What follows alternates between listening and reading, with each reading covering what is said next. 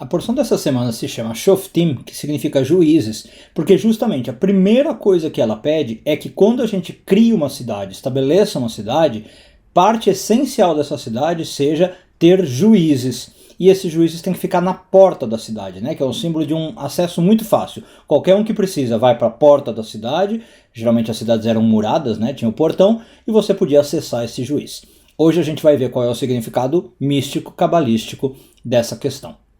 Eu sou Yair Alon e esse é o Zohar Diário.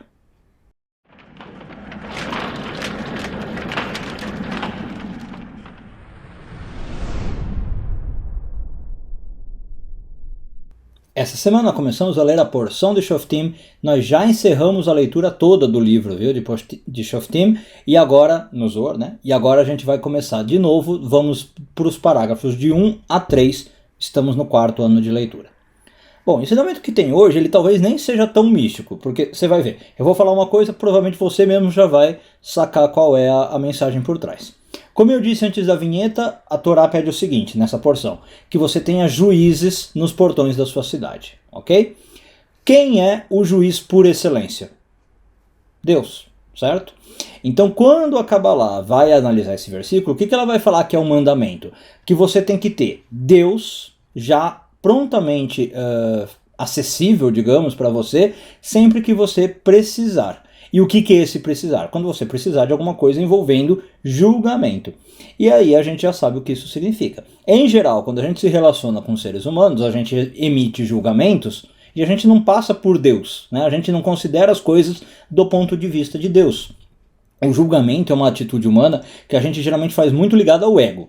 Eu vejo o que aquela pessoa fez para mim, o que causou para mim, como aquilo pegou no meu ego e julgo, né? O que a Torá está tentando dizer é, não, passe o juízo pelo juiz supremo, que é Deus. Tenta ver de outro ponto de vista que não seja você. Tenta ver de um terceiro observador, digamos, que seria Deus. Por que aquela pessoa talvez fez aquilo?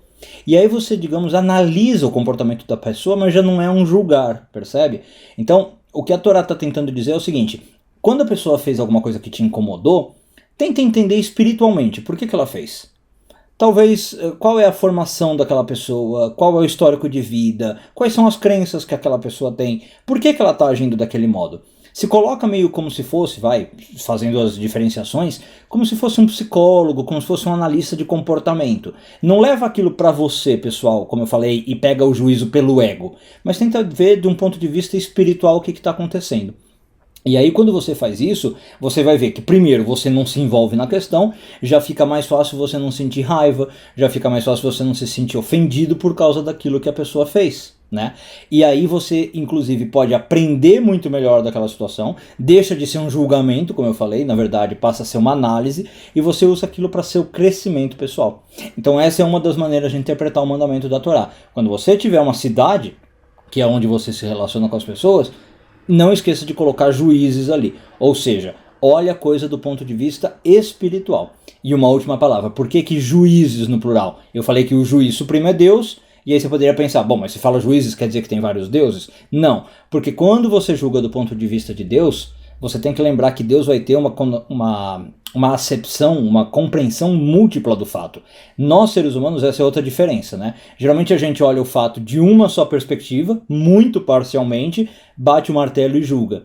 Deus, na sua completude, consegue ver muitas coisas envolvidas, por que a pessoa fez aquilo. Então, como eu falei, é o histórico, é a criação, é o que ela vive, o que ela está passando, tem muitas coisas. Os juízes envolve isso no plural. Julgar uma pessoa nunca deve ser uma coisa única, levando um só fato em consideração.